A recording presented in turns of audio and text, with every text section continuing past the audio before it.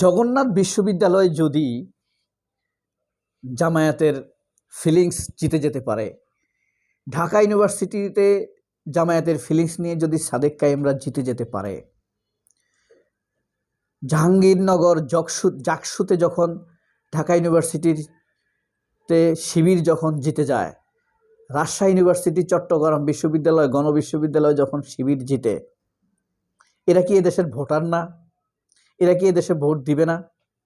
এই যে কিছুদিন আগে একটি জরিপ নিয়ে প্রথম আলো, জনকণ্ঠ, কালের কণ্ঠ তথা ভারতপন্থী সকল পত্রপত্রিকা, যমুনা টেলিভিশন এরা যে উৎপাত শুরু করেছে, বিএনপির সম্ভাবনা 70% জিতার, জামায়াতের 19% মোট ভোট দিবে, এটা নিয়ে তো প্রথম আলো খুব রোমান্স করতেছে। তাদের এটা রোমান্সের সার্ভে। আচ্ছা, তারা কি জকসুতে, ডাকসুতে, রাকসুতে এই জরিপ করেছে? প্রথম আলো এর আগে ডাকসু নিয়ে কিন্তু জরিপ করেছে, দেখেছেন আপনারা? মানুষ জিতে যাবে ছাত্রদল, আর তাদের চাইতে সম্ভাবনা বেশি ছিল উমামা ফাতেমার, নির্দলীয় পরিষদ। কিন্তু তাদের জরিপ ঠিক হয়েছে? হয়নি। এখন তারা 2 তারিখে যে জরিপ প্রকাশ করেছে, জামায়াত 19% মানুষ ভোট দিবে, বিএনপিকে 70% মানুষ ভোট দিবে। সেখানে কি ডাকসুর কোনো স্টুডেন্ট ছিল না, তরুণ ছিল না? হ্যাঁ, জগন্নাথের কোনো তরুণ ভোটার ছিল না? জাহাঙ্গীরনগর বিশ্ববিদ্যালয়ের তরুণ ছাত্র ভোটার ছিল না? কোথায় পাইছে তারা এই ভোটার? তারা সম্ভবত প্রথম আলোর অফিসে বসে এই জরিপ করে ফেলছে। তাদের তো ধরেন শতাধিক স্টাফ আছে অফিসে, তাদের মধ্যে একটা জরিপ করে ফেলছে। জরিপ করে দেখাইছে তারা সেখানে বিএনপি 70% জিতবে। কি হাস্যকর, কি অথর্ব, কি বোকা! তারা কি এই জিনিসটা তাদের নজরে আসে না?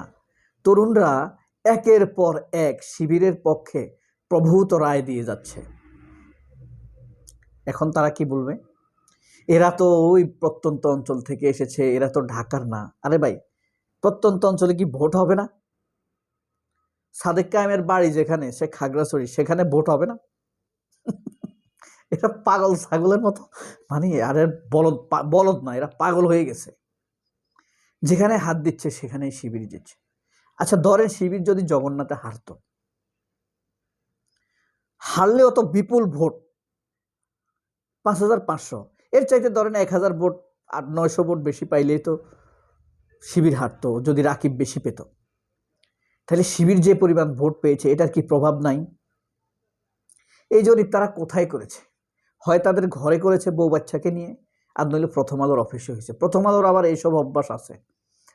হ্যাঁ, ওই যে এভারেস্ট জয়ী মুসা ইব্রাহিম আছে না, মুসা ইব্রাহিমের এভারেস্ট জয় তো ভুয়া, এভারেস্ট জয়ের ঘটনা ভুয়া।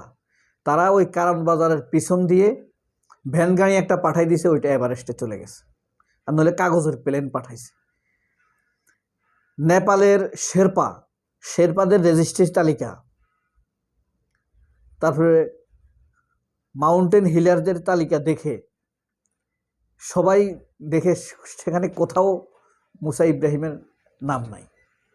আবার এই মুসা ইব্রাহিম ইংলিশ চ্যানেল পার হইতে গেছে সাঁতার দিয়ে।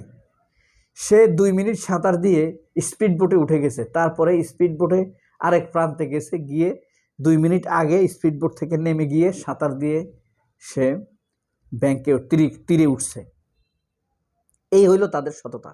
অথচ 11-12 বছর, 14 বছর যাবৎ তারা এই মিথ্যা তারা আমাদেরকে প্রচার করছে যে মুসা ইব্রাহিম প্রথম এভারেস্ট জয়ী। কি টাউট, কি বাটপার, কি তথ্য প্রতারক, কি তথ্য সন্ত্রাস তারা! মানে বিস্ময়কর লাগে না? তারা এইভাবে আমাদেরকে মিথ্যা তথ্য দেয়, 71-এর শহীদ নিয়ে, বুদ্ধিজীবী হত্যা নিয়ে, এগুলা নিয়ে আমাদেরকে জ্ঞান দেয়। অথচ দেখেন, ওর বাপ, প্রথম আলোর বাপ মা আবার যদি ফিরে আসে, আবার রোমান্স করে আরেকটা মতিরে পয়দা করে, আপনার প্রমাণ করতে পারবে না যে এই দেশে 30 লক্ষ মারা গেছে স্বাধীনতার সময়ে। এই সুরের বাচ্চারা, জামাত একটা রাজনৈতিক দল ভাই, ধরেন আপনারা জামাত করেন না, আপনি মনে করেন জামাতকে ক্ষমা চাইতে হবে, মনে করেন না?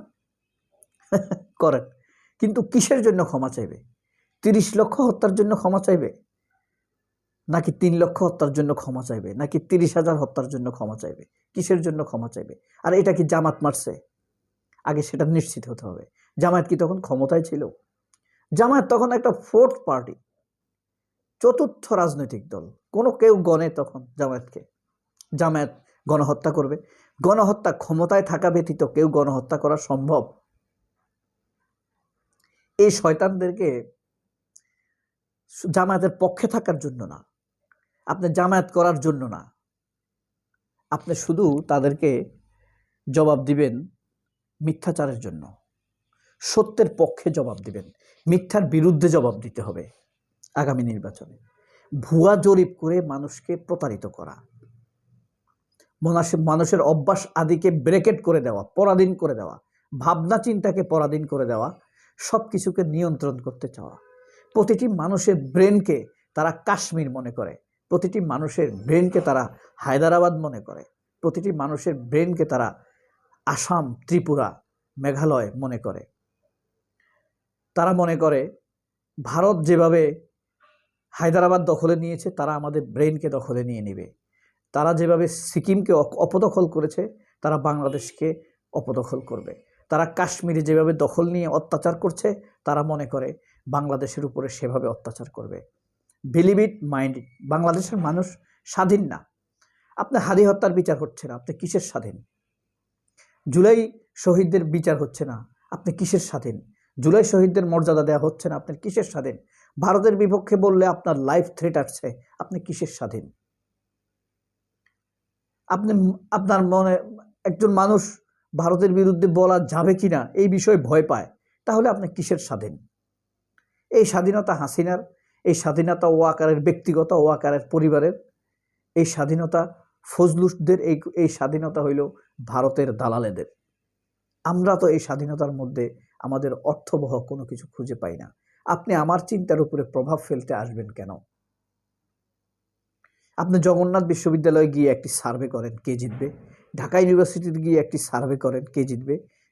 জাহাঙ্গীরনগর, চট্টগ্রাম বিশ্ববিদ্যালয়, রাজশাহী বিশ্ববিদ্যালয়ে গিয়ে, গণবিশ্ববিদ্যালয়ে গিয়ে, আপনি বুয়েটে গিয়ে আপনি সার্ভে করেন, কে জিতার সম্ভাবনা আছে সেটা প্রকাশ করেন। কোথায় অন্ধকারে ঘরের চকির নিচে বসে বসে গর্তের ভিতরে ঢুকে আপনি সার্ভে করেন, আর 70% ভোট?